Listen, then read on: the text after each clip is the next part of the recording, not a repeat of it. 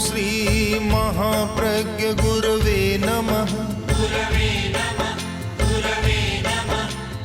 ओम श्री महाप्रज्ञ गुरवे नमः। ओम श्री महाप्रज्ञ गुरवे नमः। ओम श्री महाप्रज्ञ गुरवे नमः। ओम श्री महाप्रज्ञ गुरवे नमः। नमो अर्हन्ताणं नमो अर्हन्ताणं नमो अर्हन्ताणम्।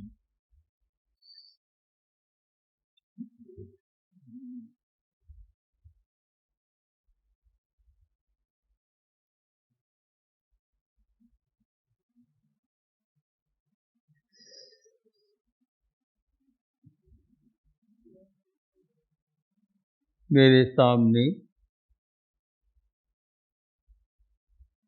श्रावक समाज बैठा है और प्रेक्षा ध्यान शिविर में अभ्यास करने वाले साधक भी बैठे।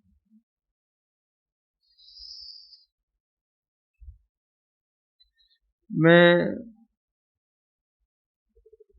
व्यक्ति को देखता हूँ और समाज को भी देखता हूँ।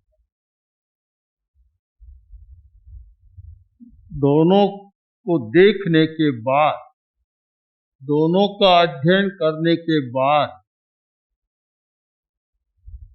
और दोनों की समस्याओं को जानने के बाद जो विचार बनता है वह यह है कि व्यक्ति अपने आप अपने लिए एक समस्याओं का, दुखों का जाल बुन रहा है।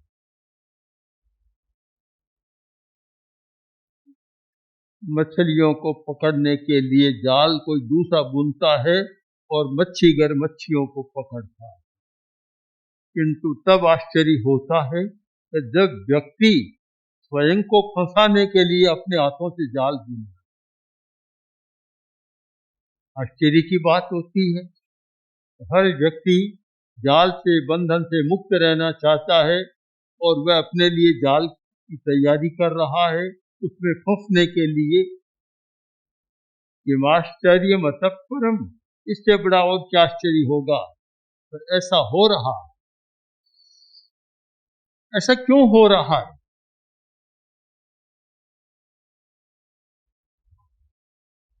कि ये मोह के कारण हो रहा है। आचार्य सूत्र का एक बहुत सुंदर सूक्त है, कड़ेन मूढ़ो पुणो तंग करे। कड़ेन एक काम किया और समस्या बढ़ गई। अब समझदार आदमी को फिर वैसा काम दूसरी बार नहीं करना चाहिए, किंतु दूसरी बार भी कर रहा है, तीसरी बार भी कर रहा है। तो क्यों कर रहा है? कि मूढ़ है, मोहग्रस्त है। जब मोह प्रबल होता है आदमी वैसा काम करता है।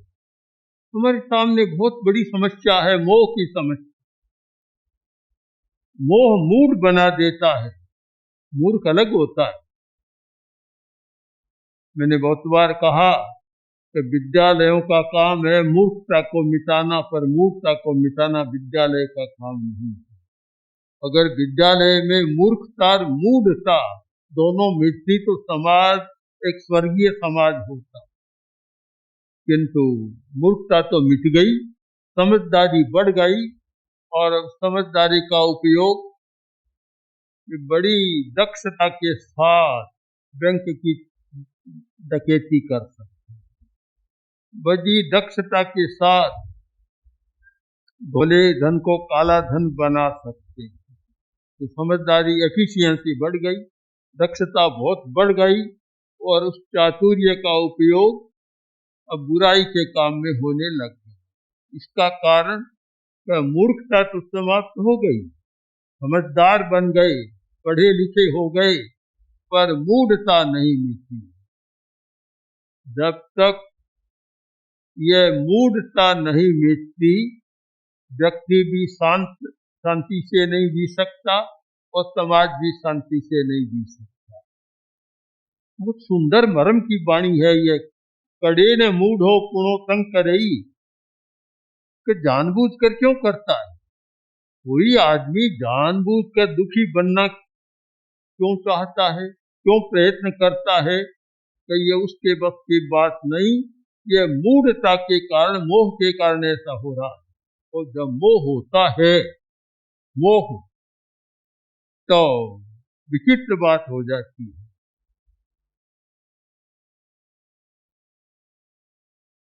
एक छोटी सी कथा है, हरियाणवी कथा है। हरियाणा के साथ मेरे सामने बैठे हैं, हरियाणा की कथा है, लोक कथा है कि धोबी के घर पर एक कुत्ता और उसका नाम था सताबा, कुत्ते का नाम।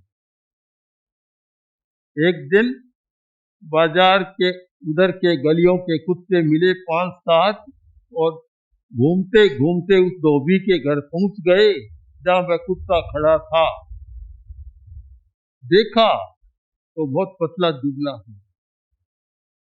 उन्होंने पूछा, रे भैया क्या बात है, इतने थक गए हो, क्या रोटी नहीं मिलती? हाँ, कभी बात तो ही आज से रोटी नहीं मिली। रोटी नहीं मिलती है पूरी, तो फिर यहाँ क्यों खड़े आओ हमारे साथ? हम बंधे हुए नहीं है, हम तो जाते हैं घरों में, जहां भी मिलती है दबोच कर ले आते हैं। यहाँ क्यों खड़े हो? क्या इस घर को तो मैं नहीं छोड़ता। अब मोह प्राणी में होता है, मनुष्य में नहीं, जानवर में भी होता है। मोह तो ऐसी समस्या है कि छोटी चींटी में भी होता है, छोटे प्राणी में भी होता है, और हो सकता है कि ये सूक्ष्म जीव जो हमें दिखाई नहीं देते, उनमें भी मोह होता है।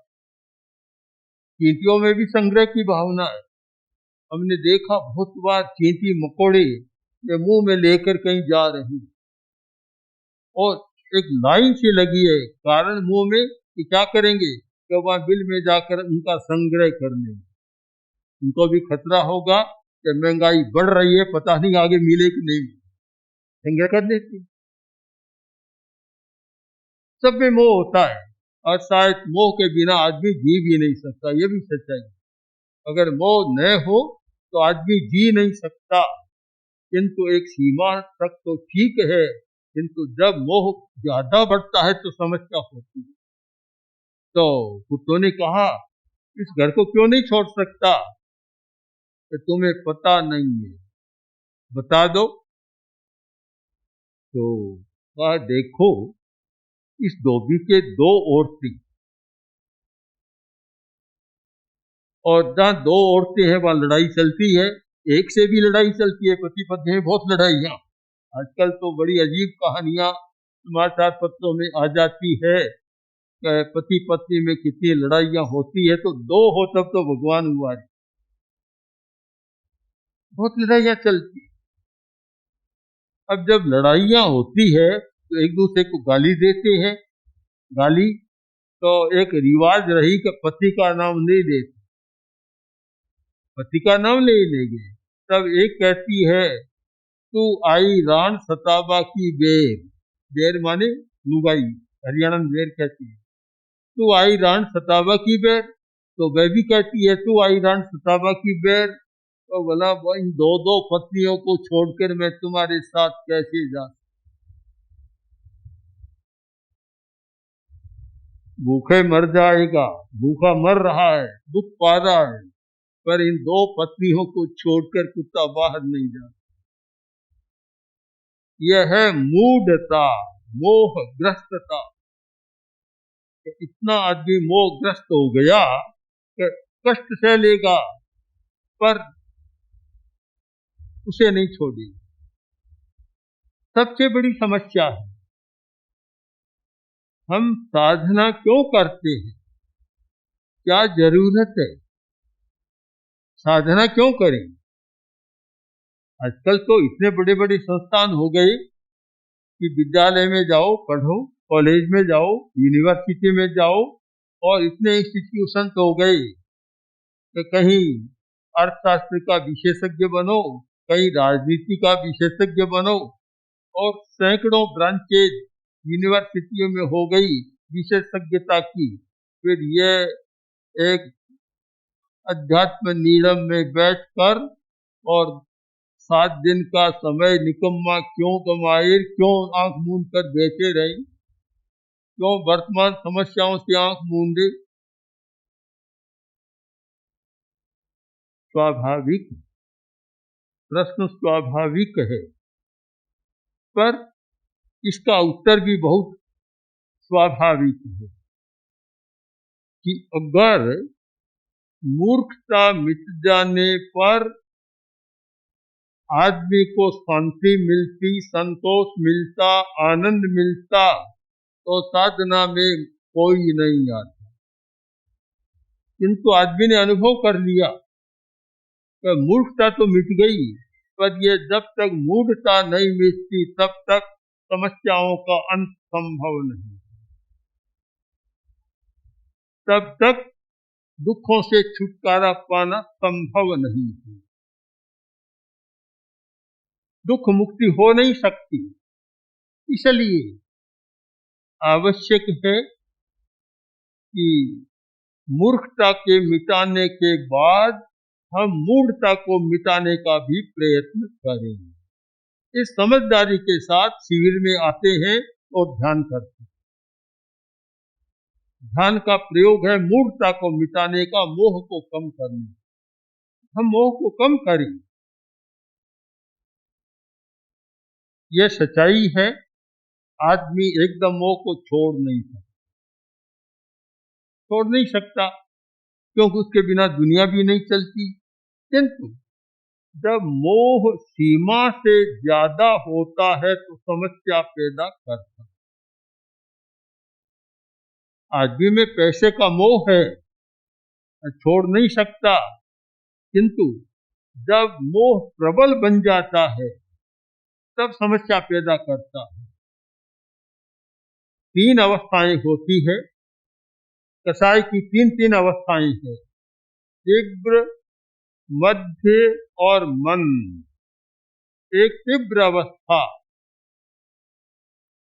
एक मध्य अवस्था और एक मंद अवस्था।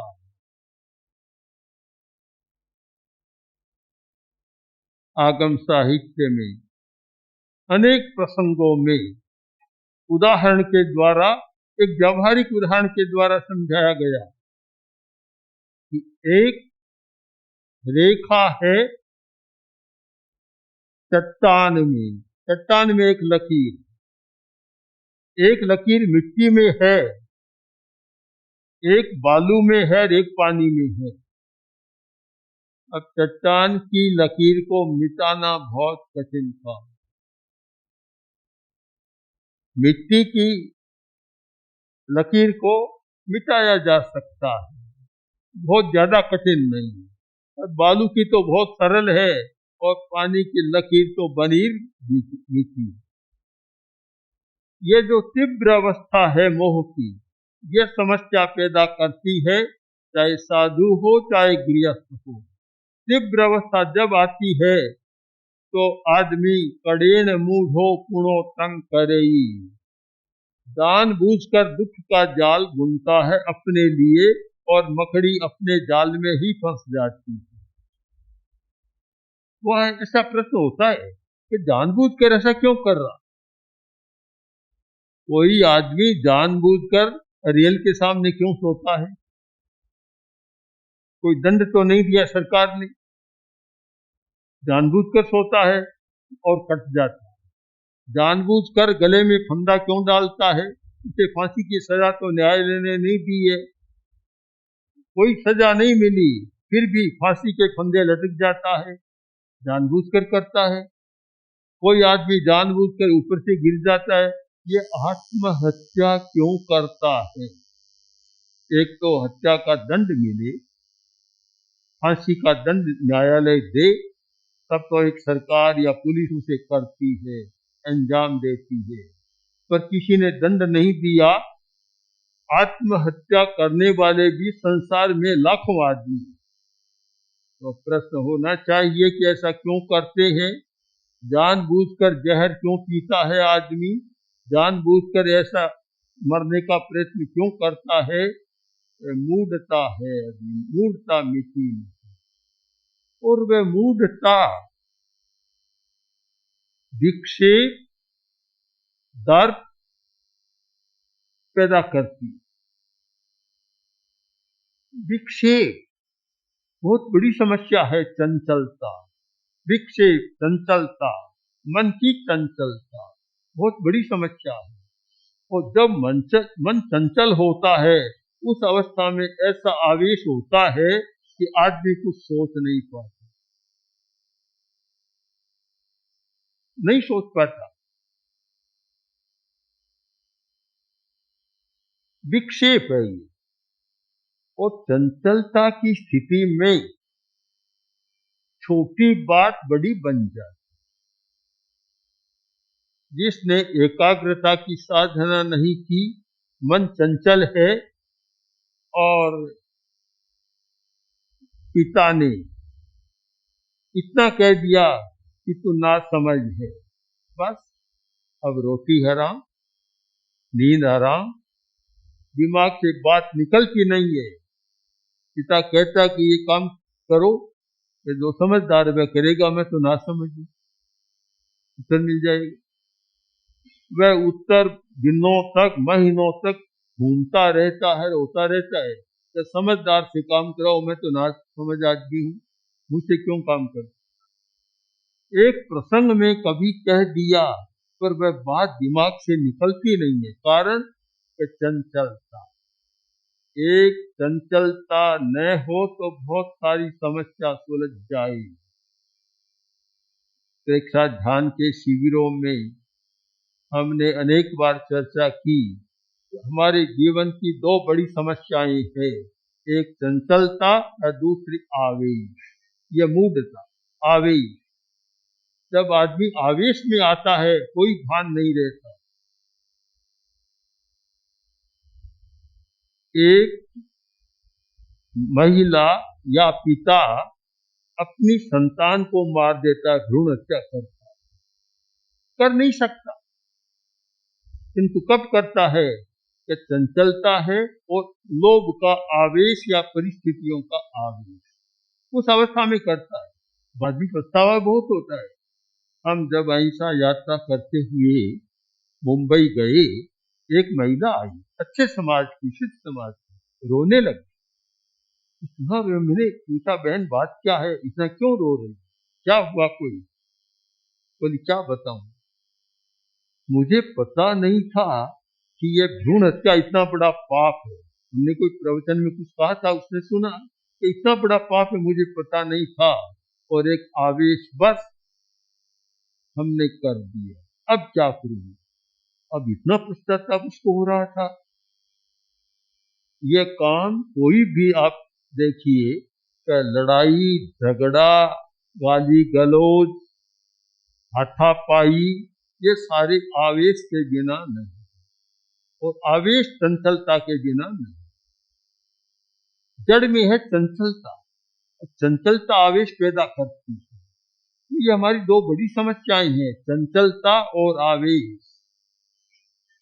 मैं तो सोचता हूं कि धार्मिक आदमी को अगर अच्छा धर्म करना है, धर्म की अच्छी साधना करना है, तो हर आदमी को अपनी चंचलता की मात्रा को कम करना चाहिए। मात्रा, अब ध्यान दें, चंचलता नहीं मिटेगी। चंचलता जरूरी भी है शरीर काम चलाने के लिए, किंतु मात्रा पर ध्यान दें। जब चंचलता की मात्रा ज्यादा बढ़ जाती है, तब समस्या पैदा होती है। यह पारा तो रोज ही रहता है। मौसम विशेषज्ञ या जो माप करते हैं कितना सेल्सियस, कितने डिग्री आज 30 है, 35 है, 40 है, ये तो रहेगा एकदम जब माइनस में जाएगा एकदम और एकदम नीचे जाएगा जहाँ हिम ज्यादा है तो भी रहेगा, पर जब वे चाहे नीचे चाहे ऊपर मात्रा से ज्यादा होता है, 50, 60, 50, 55 तक चला जाता है, आदमी का जीना मुश्किल है। मात्रा पर हम ध्यान दें, हर चीज की मात्रा।